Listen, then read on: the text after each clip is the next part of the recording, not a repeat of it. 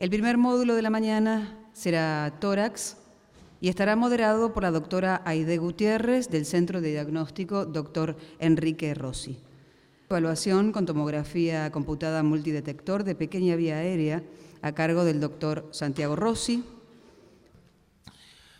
En estos 25 minutos yo voy a tratar de encarar un tema que a veces parece difícil, pero cuando uno lo empieza a entender no es tan complicado como es la pequeña vía aérea y su evaluación por tomografía multislice.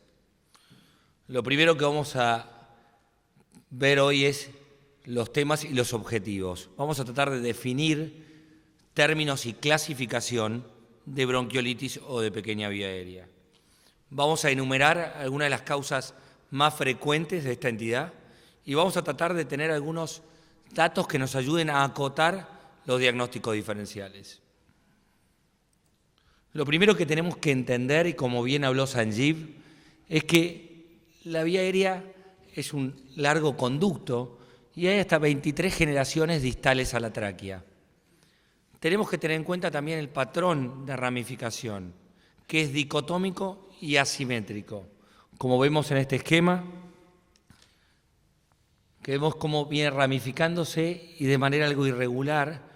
Aquí tenemos el lobulillo pulmonar secundario, al cual nos vamos a referir posteriormente. Tenemos que tener en cuenta 3 o 4 datos de la anatomía que nos van a ayudar a entender también la tomografía computada. Recordemos que tanto la tráquea como los bronquios presentan cartílago, mientras que los bronquiolos no presentan cartílago. También recordemos que los bronquios son aquellas estructuras que tienen un diámetro mayor al milímetro, mientras que los bronquiolos tienen un diámetro igual o menor al milímetro. Para entender, desde el punto de vista de lo que vamos a ver hoy, la pequeña vía aérea la consideramos en aquellas estructuras que tienen menos o igual a 2 o 3 milímetros de acuerdo a la literatura y mayormente son bronquiolos.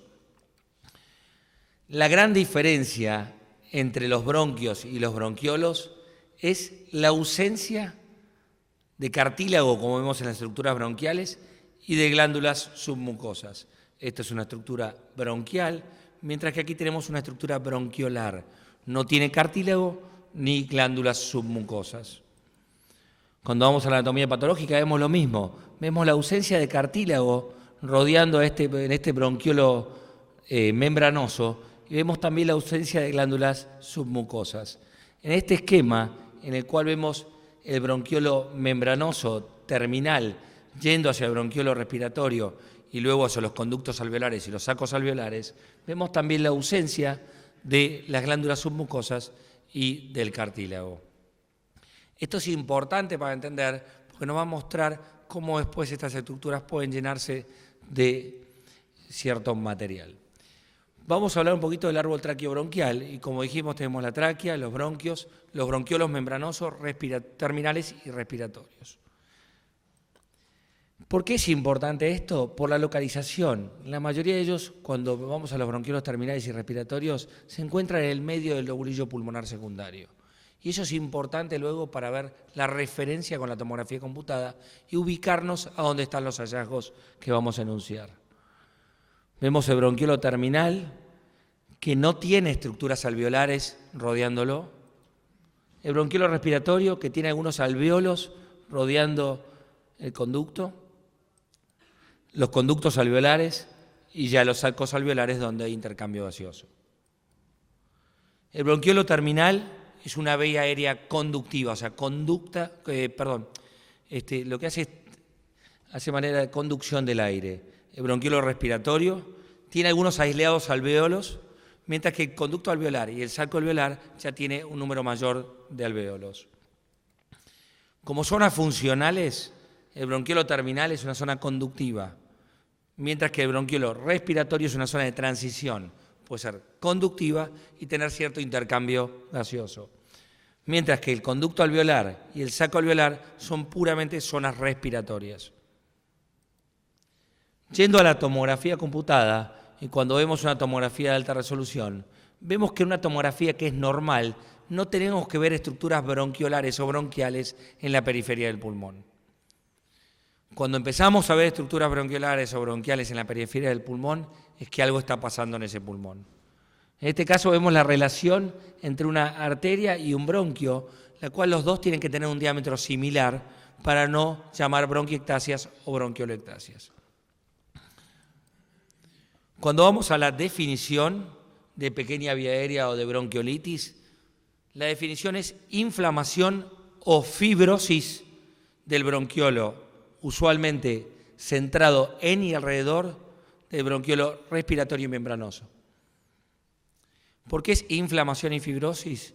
Porque hay componentes que tienen un componente celular y otros que tienen un componente restrictivo, constrictivo o fibrótico. Dentro de la tomografía computada tenemos signos directos, los cuales tenemos el engrosamiento de la pared bronquiolar, las bronquiolectasias o dilataciones bronquiolares, impactación de la luz bronquiolar, que está dada ya por patrón en árbol en brote o por nódulos centrolobares, mientras que los signos indirectos son el patrón en mosaico, en los cortes en alta resolución, en inspiración, y el atrapamiento aéreo que vamos a ver en la tomografía computada en expiración máxima. Como vamos a ver algunos ejemplos de signos directos. Los signos directos son los más fáciles de interpretar desde el punto de vista tomográfico. En este caso tenemos un paciente, un corte coronal y un corte axial, un paciente con síndrome de Cartagener, el cual vemos que hay áreas de menor atenuación. Y vamos a ver, lo que quiero mostrarles en este caso, es el engrosamiento de la pared bronquial y bronquiolar, algunos con dilatación, y también vamos a ver algunas imágenes nodulares, centrolobares, que se refieren a impactación o secreción mucosa a nivel de la pequeña vía aérea.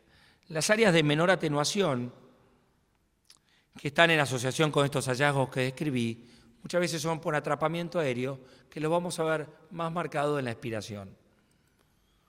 En este caso vemos un corte axial, en el cual vemos una marcada dilatación bronquial y bronquiolar, y si lo comparamos con las estructuras vasculares que están pegadas a la estructura bronquial, vemos la marcada dilatación de esta estructura bronquiolar.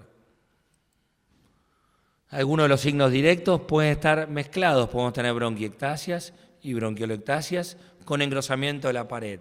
Eso es un signo indirecto, muchas veces puede haber clínica o no. Lo que vemos es inflamación a nivel de la pared de estructura bronquial y bronquiolar. En este caso, como vemos acá en este corte axial y este corte sagital, vemos que no siempre los signos directos hay uno u otro separado. La mayoría de las veces tenemos signos directos todos juntos. Tenemos engrosamiento de la pared bronquiolar, tenemos dilatación, a veces tenemos nódulos centrolobares, o sea, podemos tener todos los signos directos juntos.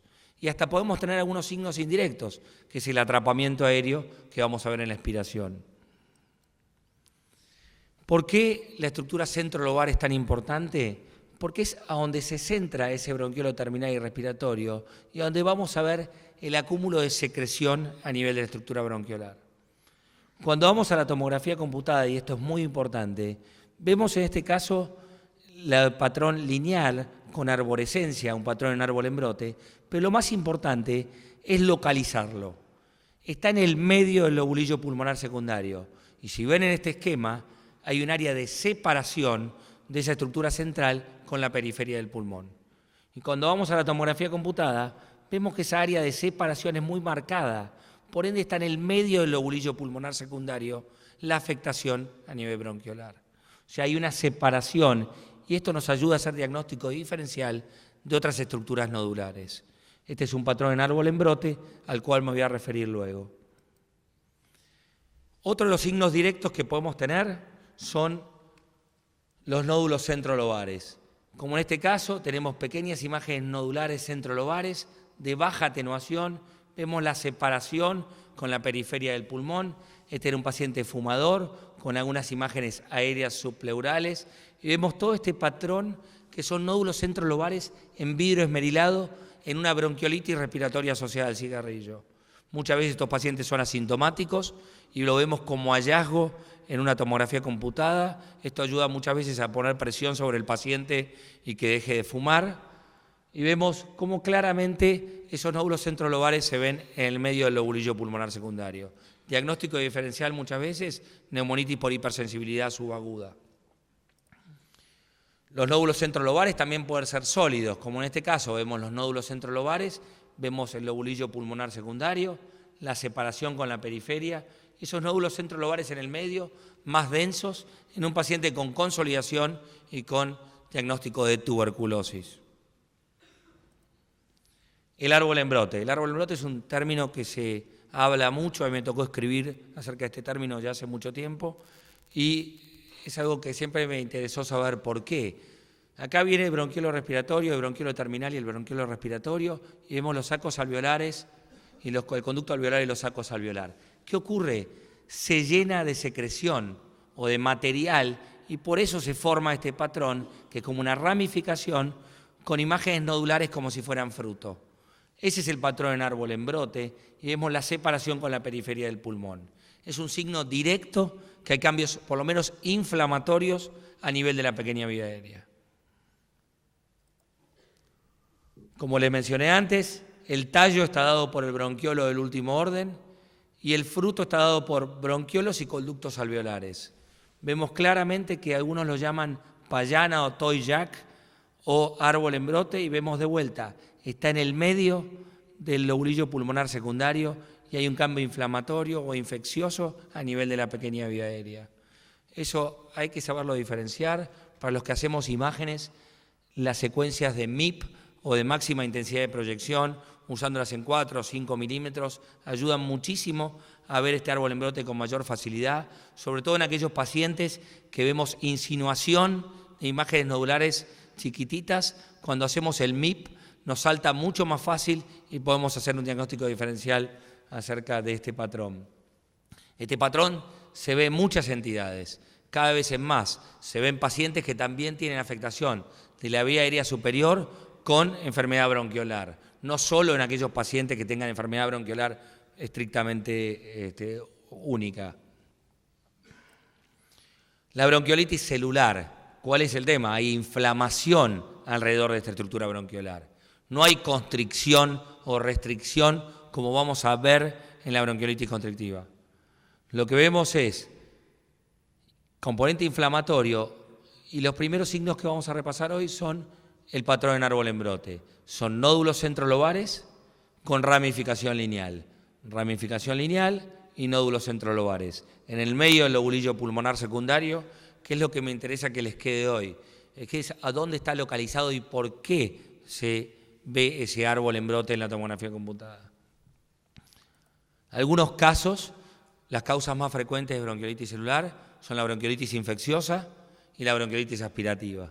La bronquiolitis infecciosa muchas veces es por diseminación endobronquial, puede ser de la tuberculosis, de la micobacteria no tuberculosa, virus, hongo y micoplasma. ¿Cuál es el dato a pensar para una micobacteria no tuberculosa? Es cuando vemos que hay, por este caso, bronquiectasias, bronquiolectasias, patrón en árbol en brote, pero sobre todo en mujeres de aproximadamente 60 años y que tengan afectación del lóbulo medio y língula.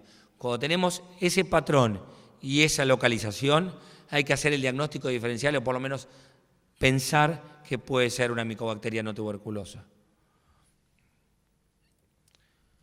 Por otro lado, la tuberculosis es importante también tenerla en cuenta como diagnóstico diferencial de una bronquiolitis infecciosa. En este caso vemos en el lóbulo superior derecho imágenes cavitadas de paredes algo engrosadas y vemos pequeñas imágenes nodulares centrolobares, algunas de ellas en patrón en árbol en brote, por la diseminación endobronquial de este paciente con tuberculosis.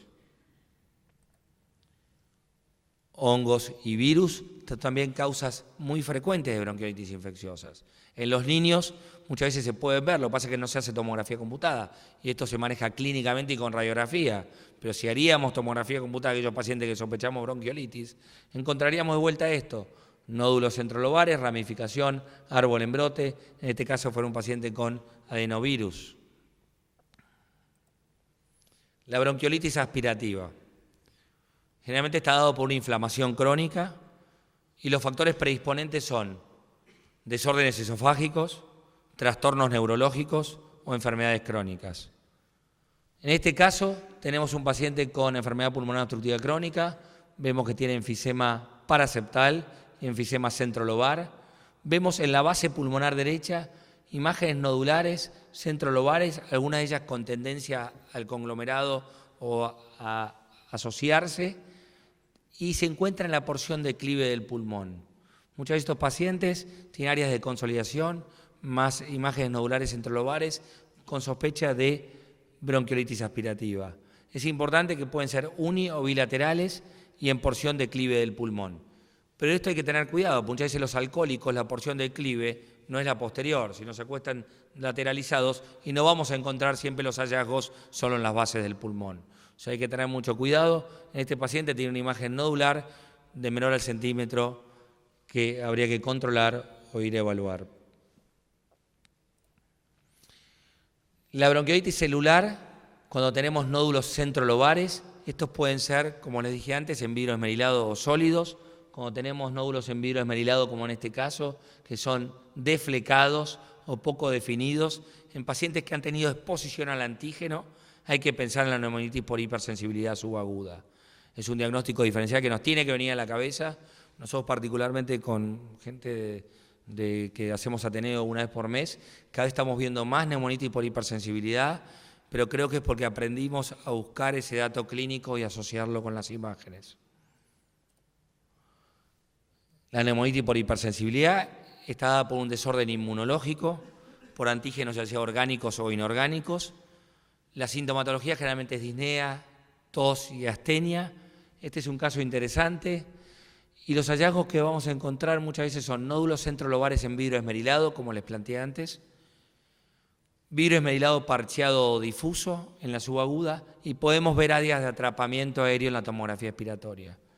Este es un corte coronal en inspiración de una paciente que se le había muerto un familiar. El familiar criaba palomas y ella adoptó las 90 palomas que tenía ese familiar y bueno, vino a hacerse la tomografía computada con disnea. Nosotros no teníamos el dato clínico en el momento de realizar el estudio. Vimos este patrón, estas imágenes nodulares centrolobares que confluyen, y nos llamó la atención también esas áreas parcheadas de menor atenuación que se ven en la tomografía computada coronal.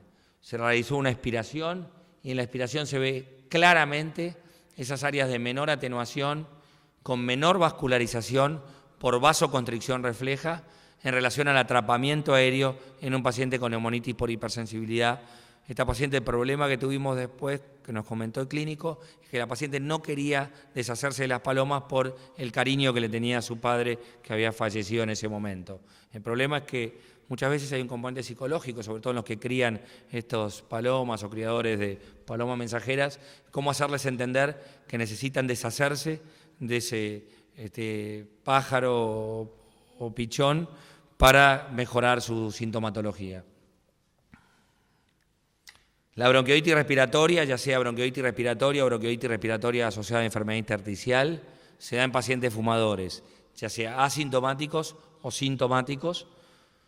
Generalmente con más de 30 paquetes año vemos un patrón restrictivo funcional. ¿Y cuál es el hallazgo tomográfico? Son nódulos centrolobares, como les mostré antes, sutiles. Muchas veces vemos la separación en la periferia del pulmón, en vidrio esmerilado, que predominan en los lóbulos superiores. Eso es un dato importante, el predominio lobar superior en pacientes fumadores. Eso es una bronquiolitis respiratoria asociada al cigarrillo y también se puede ver con el PACO, también se puede ver esta bronquiolitis respiratoria. Otro caso, un corte coronal, un paciente con áreas de enfisema paraseptal e imágenes nodulares centrolobares de baja atenuación que predominan en los lóbulos superiores. Vemos áreas de enfisema centrilobulillar en otro paciente con bronquiolitis respiratoria asociada al cigarrillo. Nosotros particularmente cuando informamos tomografía debemos ver 5 o 6 por día bronquiolitis respiratorias asociadas al cigarrillo tranquilamente. Vamos ahora a los signos indirectos y algo que es un poquito más complicado de entender o de visualizar, sobre todo si no hacemos expiración. La bronquiolitis, tenemos signos indirectos que son la atenuación en mosaico y el atrapamiento aéreo. La atenuación en mosaico es un término que debe usarse en la inspiración. Cuando hacemos una inspiración, como bien mostró Sanjeev, vemos que la tráquea está bastante redondeada comparado con una expiración. ¿Qué vemos en este caso? Vemos áreas de menor atenuación con áreas de mayor atenuación, o sea, un patrón parcheado.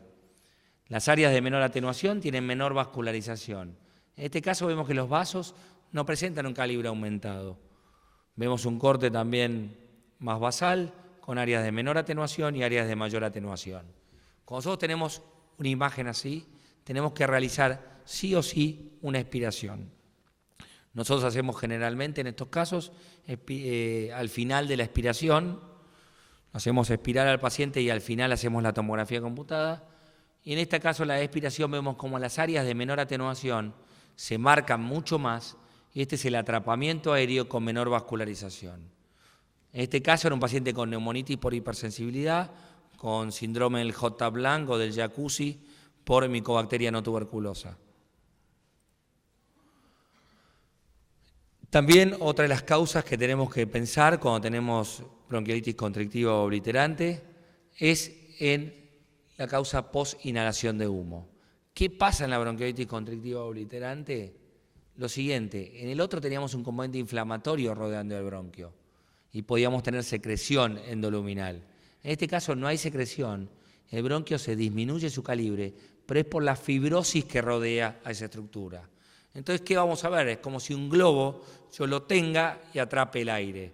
Entonces hay una fibrosis que rodea esa estructura bronquiolar, por ende hay un atrapamiento aéreo en la expiración. En este caso es un paciente de Cromañón, el cual vemos en la expiración áreas de menor atenuación con áreas de mayor atenuación, o sea, es un atrapamiento aéreo, y era el único hallazgo que tenía este paciente en la tomografía computada. Perdón. Este es otro paciente, este es un caso del doctor Jerry Abbott, y vemos una corte coronal en el cual vemos sutiles áreas de menor atenuación, es un corte en inspiración. Cuando hacemos la expiración vemos las áreas parcheadas de menor atenuación que corresponden al atrapamiento aéreo. Eso es otra cosa que sobre todo los neumonólogos es importante que lo vean, que cuando vemos las áreas de mayor atenuación en la expiración son áreas normales de pulmón, no es que hay un infiltrado a ese nivel, porque muchas veces es importante cuando uno lo discute mencionar, sobre todo posicionarse en el atrapamiento aéreo cuando informa a estos pacientes y olvidarse del resto. Creo que hay que focalizarse que estos pacientes tienen atrapamiento aéreo. Otro paciente, es un paciente que tenía antecedentes de infección, tenemos una bulla basal izquierda, esta es una mínima intensidad de proyección, que las vemos para ver estructuras bronquiales o a veces estructuras de menor atenuación o aéreas. Vemos en la inspiración, por más que es un poco negra, vemos que hay áreas de menor atenuación y áreas de mayor atenuación. En las áreas de menor atenuación hay menor vascularización.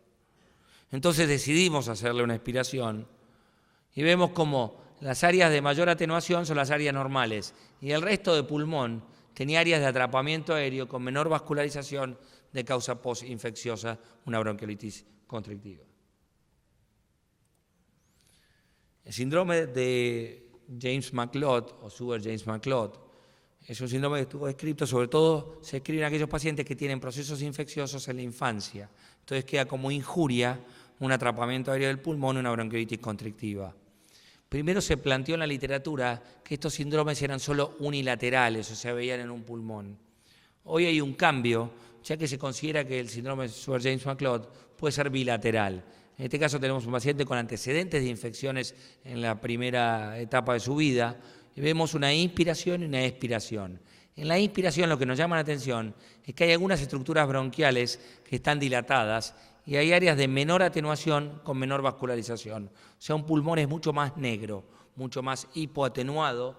Y vemos en otro lado que hay dilataciones bronquiales y cuando hacemos la expiración vemos cómo se mantiene el atrapamiento aéreo, también vemos cómo hay menor vascularización y en el lado izquierdo, en la zona normal, vemos mayor atenuación, que es el pulmón sano. Es importante ese concepto, darse cuenta que el pulmón que está afectado es aquel que en la expiración tiene menor atenuación y menor vascularización. Post-trasplante es importante, sobre todo en aquellos pacientes en los cuales evaluamos un paciente post-trasplante para evaluar un rechazo crónico. después de aproximadamente los 6 meses de realizado el trasplante. Acá es un caso con un paciente con trasplante de pulmón. Decimos inspiración. Este es un paciente del año 99 que vimos con el doctor Erasmus en Duke. O sea, es un paciente bastante viejo, pero es muy ilustrativo. Vemos cómo este paciente tiene un patrón en mosaico, áreas de mayor atenuación y áreas de menor atenuación. Eso, con el antecedente de haber tenido un trasplante de pulmón, nos tiene que llamar la atención para hacer una expiración. Hicimos la expiración y vemos cómo hay áreas de menor atenuación con menor vascularización. Las áreas de mayor atenuación tienen mayor vascularización en un paciente con bronquiolitis constrictiva post-trasplante de pulmón con un rechazo crónico. No hay que olvidarse, y algo que puede simular atrapamiento aéreo, o puede tener atrapamiento aéreo, pero no es realmente una bronquiolitis constrictiva, sino es el asma. El asma, en aquellos pacientes con asma severo, cuando hacemos una inspiración, podemos tener áreas de menor atenuación sin tener un componente bronquial muy marcado. Estos pacientes tenían áreas de menor atenuación, pero muy sutiles. Y en el asma la diferencia es que muchas veces no vemos hallazgos muy marcados en la inspiración. Los hallazgos de estos pacientes con asma severo, asma de difícil control, aparecen mucho más en algunos fenotipos en la expiración. En este caso hicimos una expiración y vemos cómo se ven áreas muy marcadas de menor atenuación o de atrapamiento aéreo en un paciente de 46 años con asma severo. Es importante tenerlo en cuenta por la sintomatología y porque uno tiene que decidir realizar una expiración.